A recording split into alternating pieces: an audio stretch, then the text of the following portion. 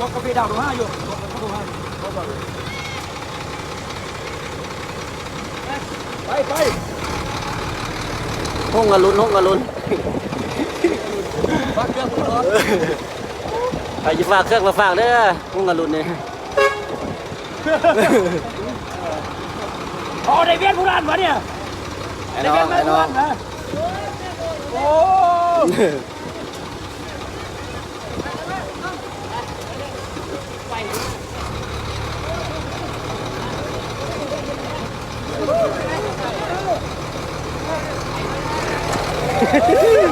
เราหาเนี่ยเราภาษาอะไรโอ้ขาดแต่ระวังเจ้าหลีขึ้นไอ้น้องขึ้น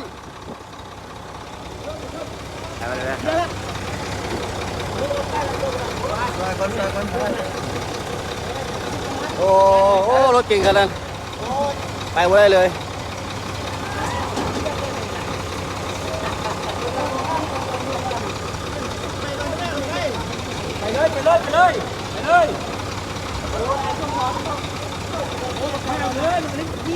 เอ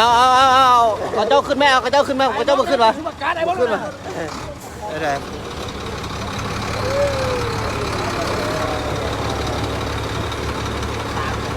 ดูข้างล่างนะวน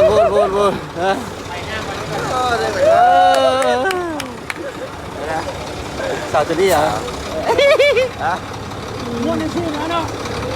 ยอดเป็นนักการม้วนในชื่อโอ้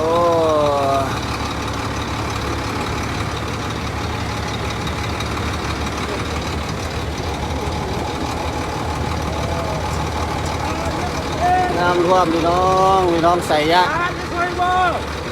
อยู่ใส่ละโอ้ยเพื่อนบอกไปเดาเลยไปเดียวไปยังไงเรากดขึ้นเอาคนโอ้เอ้าเป็นอย่างเลยคนเอาคนคุณคุยเราเนี่ยไปรถคุณคุยกันเองเลยน้ำพัดกับโบเบ้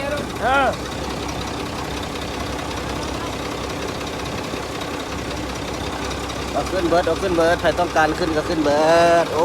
ตายอย่างวันนี้หัวหน้าเลยนี่ไว้โอ้ถ่านก็เฮ็ดบนช่วยบ่ได้เราถ่านดำโอ้อย่างเมื่อปันนี้เถอะตายได้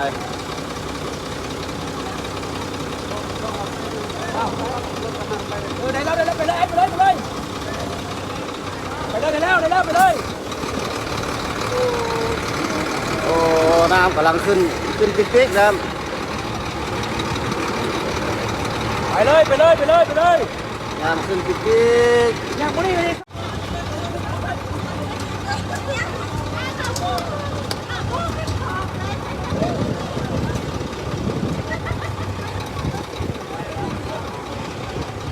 ช่วยเหลือผู้เฒ่าเด็กน้อยอยู่เมืองไซยะเลยแข่งไซยะเทศบาลเมืองไซยะเลยนี่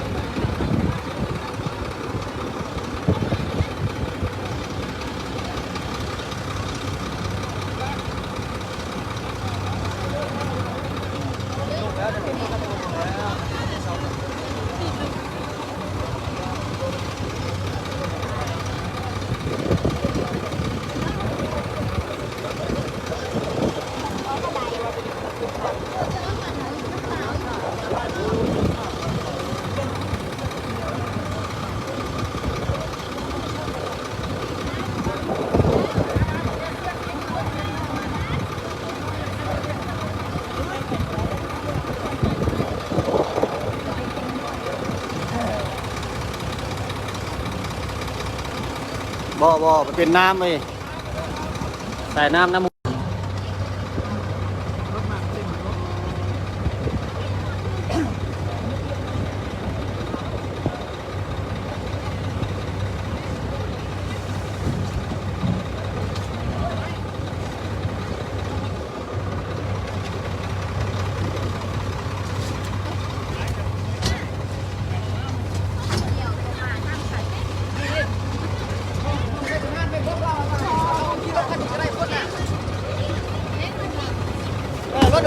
เขาก็ไปเอาคนนู้นเลย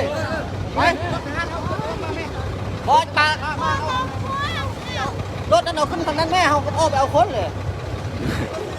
ไปเขาออกไปกันเลยบอกมาไหม เอามาเลยเอามาสิขึ้นแล้ว ไปเอาออกไปเลย เอามา เอาขึ้นกันได้ไหม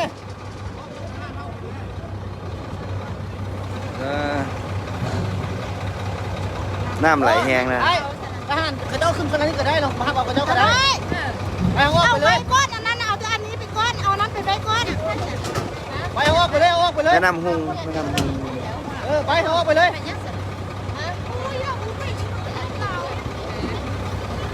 เอามาอีกไหมมาเอามันเบิดเลยเอามาเบิดนี่เอามาเลย เล่นลูกยอดแบบนี้นะ จะได้กระบอกย้อมไว้ ไปไม่มานเลยนะ ไปเลยเอาคนที่ราคาแล้วก็ออกไปเลย ไม่มานเลยนะ รถคันนั้นก็ยังอยู่เด็กสิ เดี๋ยวใจเย็นเราจะช่วยกัน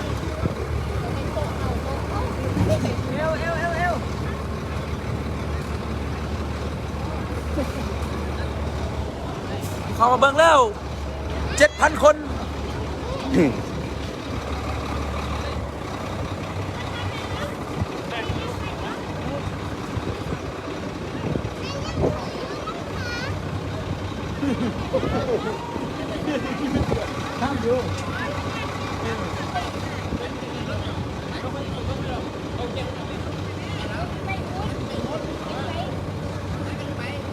สิบบาทเลยบุลงมาขนาดเนี่ย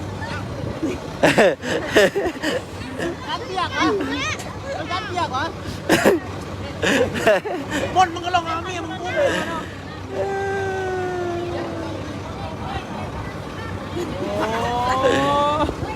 ไอ้เล้งลงไหมลงน้ำ บอกเลยเหรอ นั่งอยู่รถอยู่โอ้กำลังเท่าไหร่คะแนนกำลังไอ้น้องทหารเนาะเนี่ยน้องทหารเนาะ โอ้ไล่ใจเนาะมน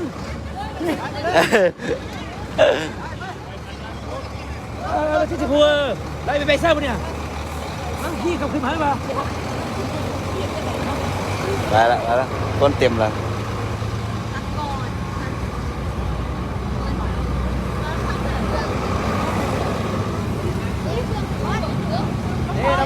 ำปูน้ำปลาเขาจะไปเอาเด้อ เรื่องราคาไป เช็คมี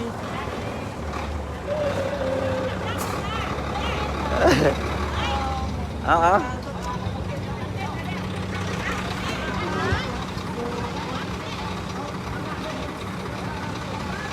ไปเลยเอาไปเลย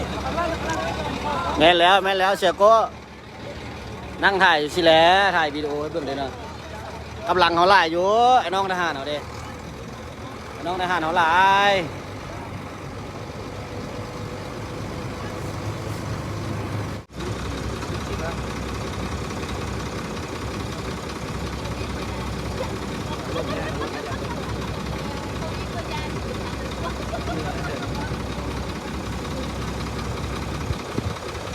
บ่อนเป็นตะลงก็ลงบ่เป็นตะลงก็บ่ลง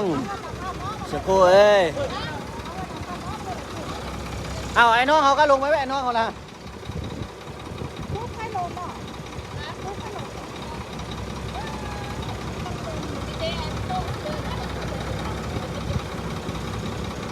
ข้ามน้อยเต้นกันเลยแซ่ก็ยุ่งเลย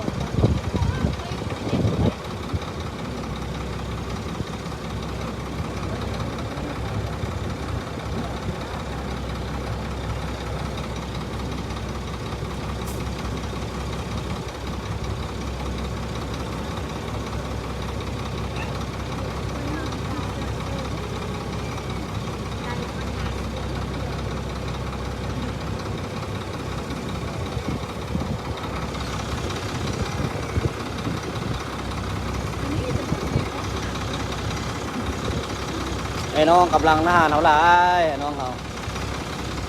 ช่วยเหลือ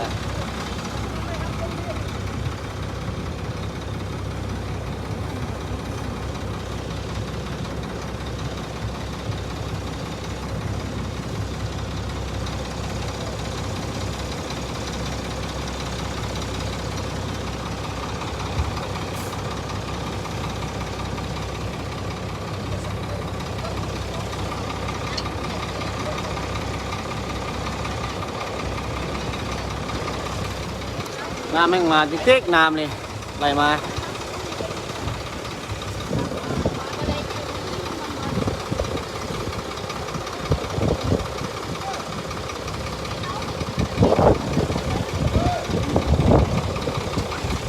ไปเลยไปเลย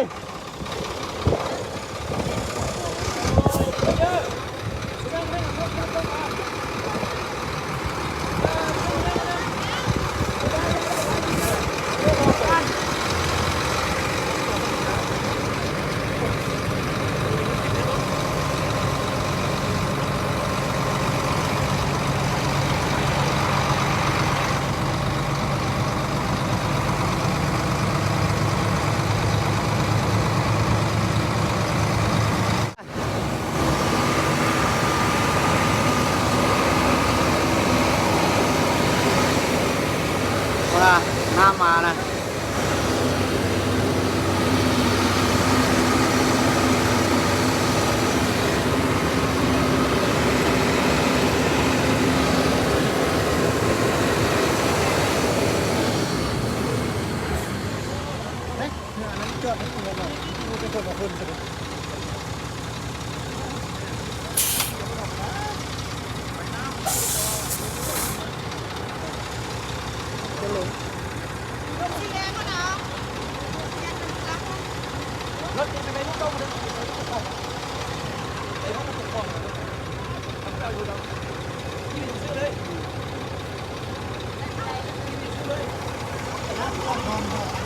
จอดบ่อนไหนก็ได้นะจอดบ่อนข้างหน้านี่ก็ได้นะ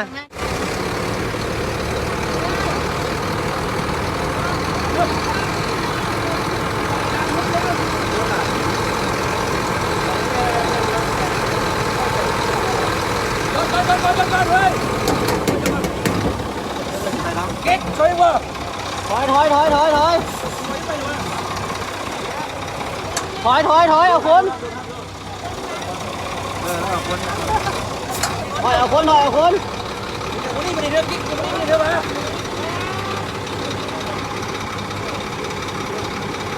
โอ้แบตสิเบิดแล้ว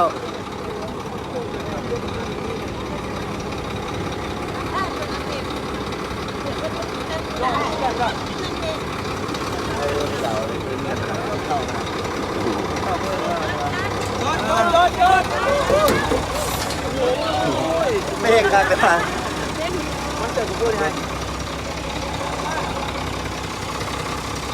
ขออภัยเด้อแบตสิเบิดแล้วโอ้รถกระเด็น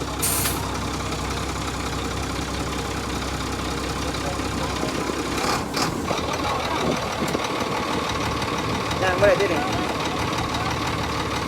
ระวังเลยว่าเราสันติเลยตัวเป็นยัง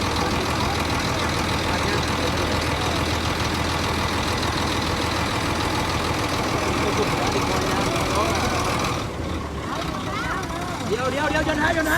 ะ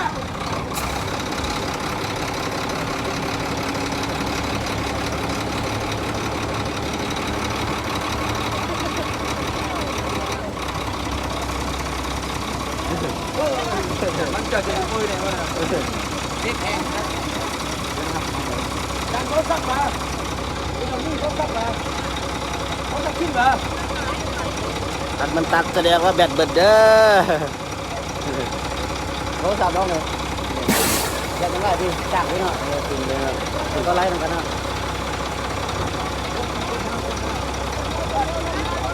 คนเดียว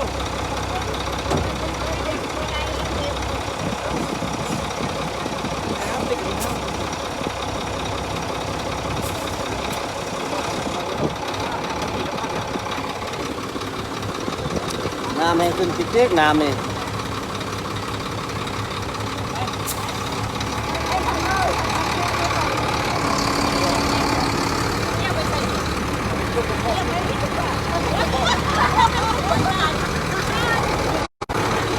ว่ามีai không đúng? Thô bao nhỉ?ว่ามีai đúng? Ai lại sụt rồi?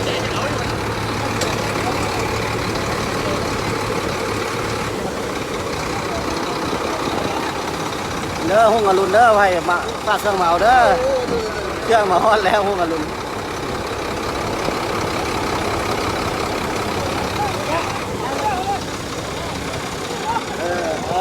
ดึงรถคันนี้มาหนึ่ง โทษนะโทษนะป่ะโทษทางเฟซไม่อยากเลย เป็นยัง แล้วโทรเข้าอยู่บ้าน ปากเราก็คนเนี่ย เนาะ ตายเนาะนี่โควิด โทรศัพท์ไล่สดโทรศัพท์ไล่สดช่วยคนน้ำท่วมรถน้ำจอดไม่ยันขึ้นลอยละจอดไม่สูงละ ไปหน้าพี่หน้าพงศวรรค์ก็อยู่นี่เลยวะอยู่ในหน้าพงศวรรค์แล้ว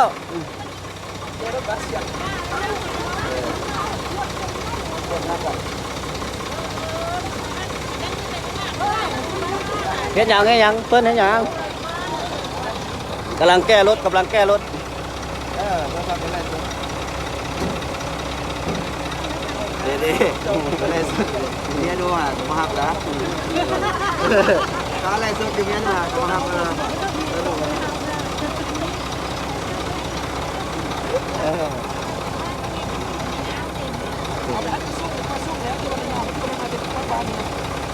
บ้านพงนี่เข้าไปบ่ได้เด้อบ้านพงนี่เด้อรถไปบ่ได้แล้วบ้านพงนี่นะขอโทษขออภัยเด้อบ้านพงแถวแคมป์ของพี่บ้านพงแถวแคมป์ของบ้านพงนะเด้บ้านพงเด้ ท่านโป้งกับท่านโป้งท่านกระทรวงบางคนเขาบ่ได้แล้ว ท่าเหือ บ่ได้แล้ววะ ได้แล้วป้าตัวเดียวโอ้เสียอันเขาติดหัวเลยเนี่ย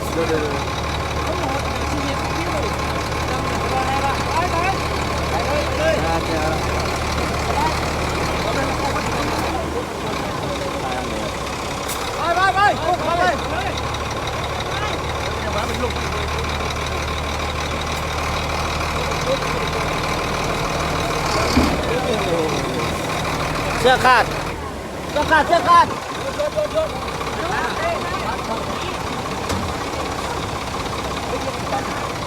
หมด ฮะ รถเรื่องหลาย เรื่องแห่งวันตลาด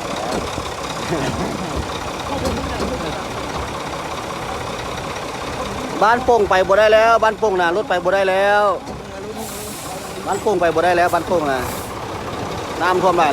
รถนี่ไปบ่ได้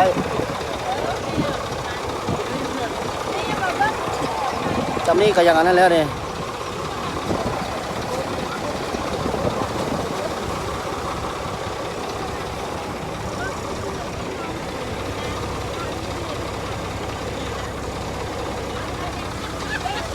หงสวรรค์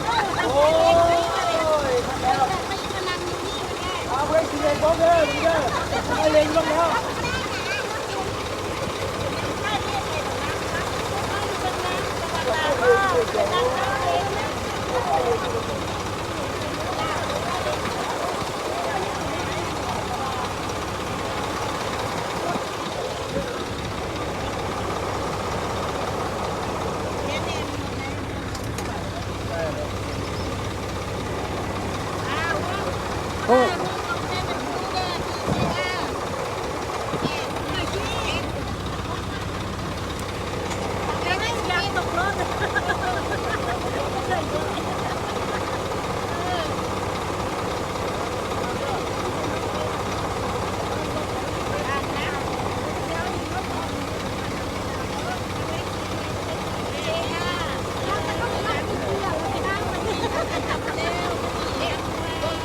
ท่าแ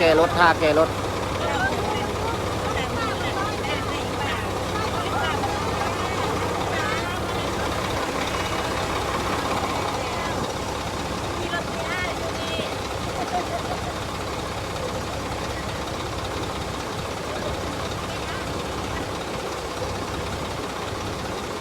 แม่นแล้วท่วมตัวเทศบาลเลยในเมืองเลย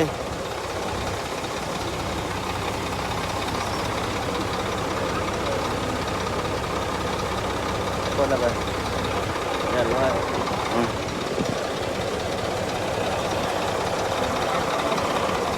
โอ้เบื่อหมดไปหน่อยเบื่อเดียว ฮะ โอ้บาทเลยนะ แล้วน่าจะ 5,000คน 5 บาทได้คนงูจักเนาะ นี่แล้วคันเป็นคันเนี่ย เซอร์บี้สยะละ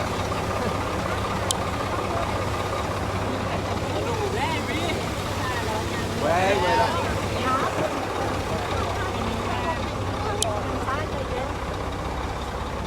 แกเอารถ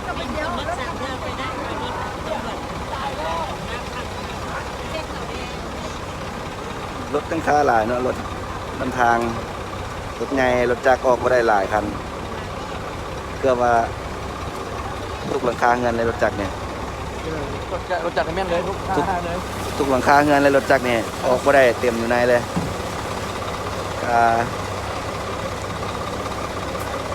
รถเข้าไปบ่ฮอดก็หลายหมู่บ้านเนาะรถไปบ่ฮอดมีหลายหมู่บ้านรถเข้าบ่ได้เพิ่นกำลังเกี่ยมเรือเข้าไปซอยอีกเนาะหลายหมู่บ้านที่เข้าบ่ได้แล้วน้ำขึ้นไว้เนาะแต่เมื่อเช้ามาในน้ำขึ้นไว้หลาย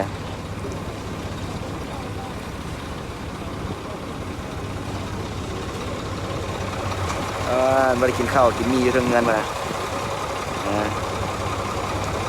เขาเศร้าบ่ได้กินนะกินมีก่อน เขาเช้าไม่ได้กินมาโอ้คักไล่จ้าวะ กินมีเรื่องเงินนะ โอ้วันนี้เขาที่เช้าเนาะมาไปพด น่าจะร่วมขึ้นตอนเช้านี่มาไวคราวเดียวรถติดอยู่ในหลายรถเนี่ยติดนะหลายคัน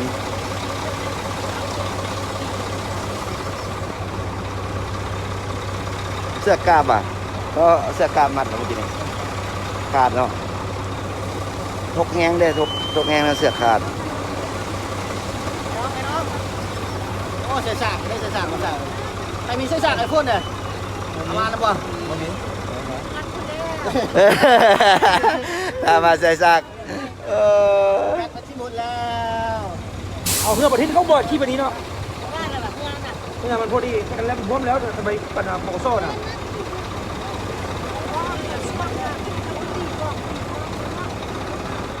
ได้บ่ได้บ่ได้บ่ เดี๋ยวแป๊บเดียวแป๊บเดียว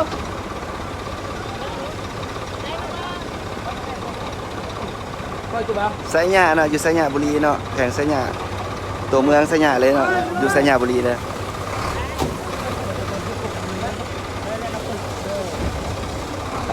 เราก็ตุ้งเทคนนะ โอ้ยออกมาแล้วเนาะ เรากินข้าวเที่ยงกู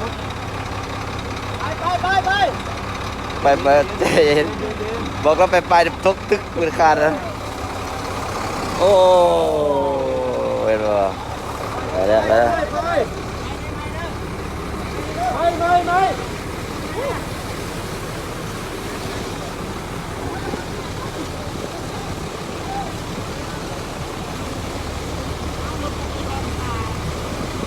เป็นห้านขายเฟอร์กับห้านขายยาง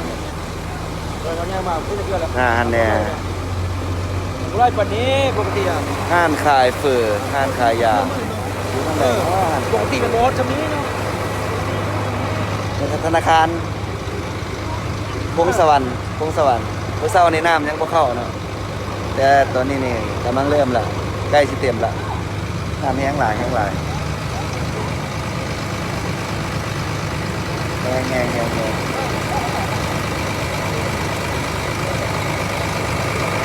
ไอ้มาหน่อยเด้อ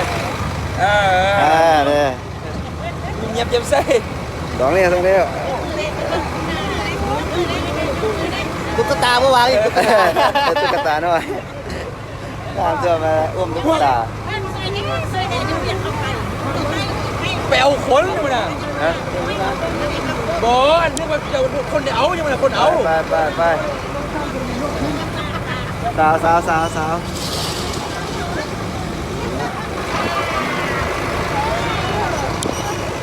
ฮะ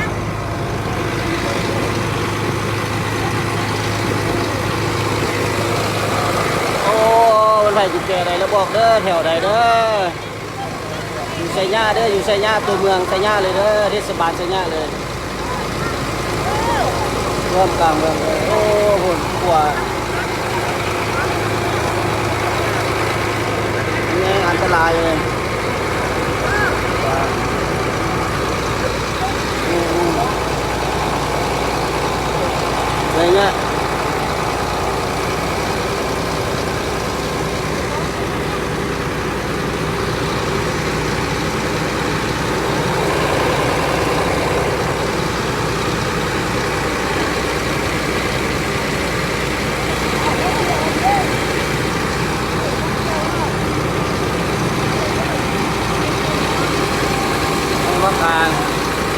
เนี่ย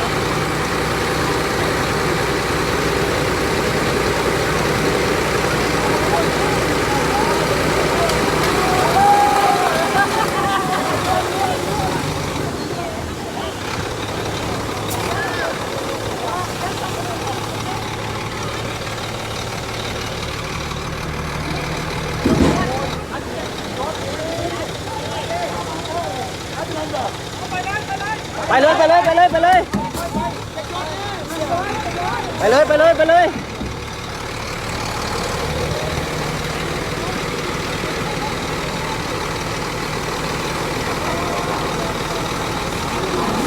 เทศบาลตัวเมืองไชยะพวกกลาง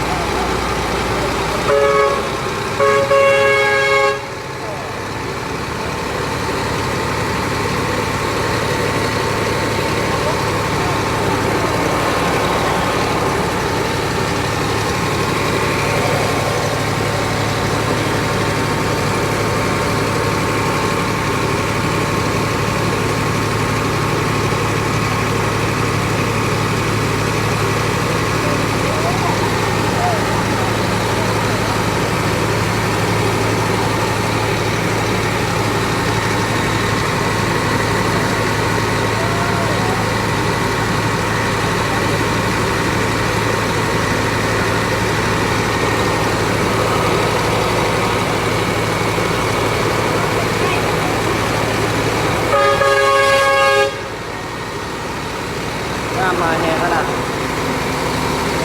วัดรวม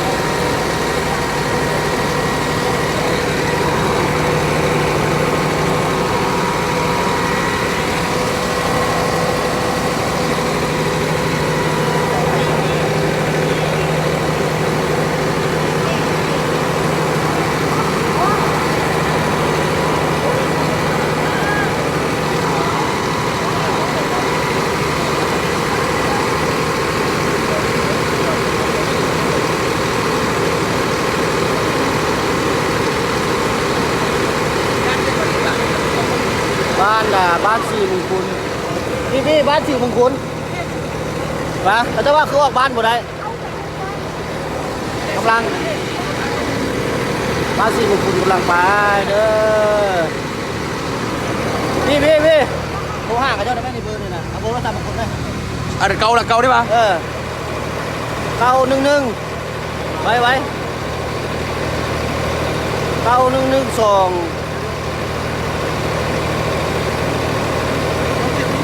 เดี๋ยวโทรหาครับแม่911296444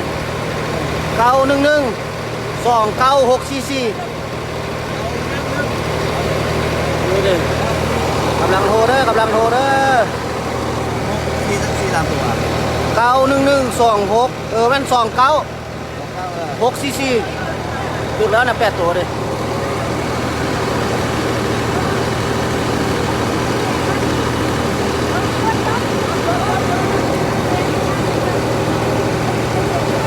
เอานะรถ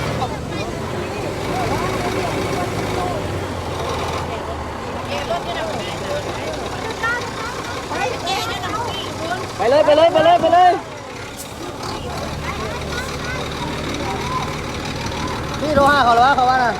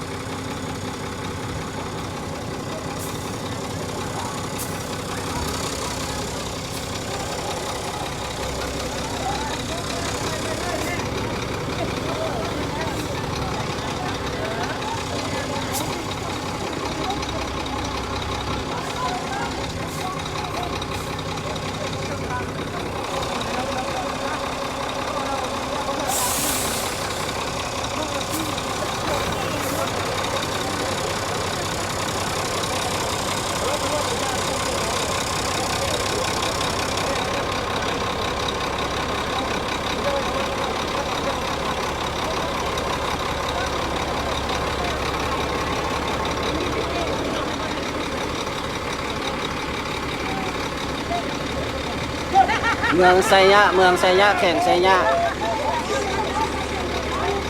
อยู่เทศบาลตัวเมืองไซยะเลย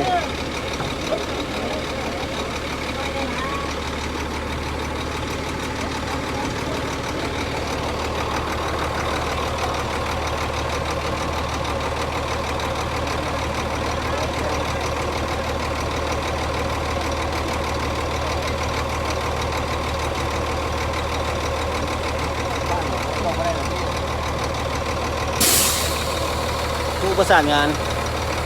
ตัวนี้ได้บ่ตัวนี้เข้าได้บ่รถเสียเข้าได้บ่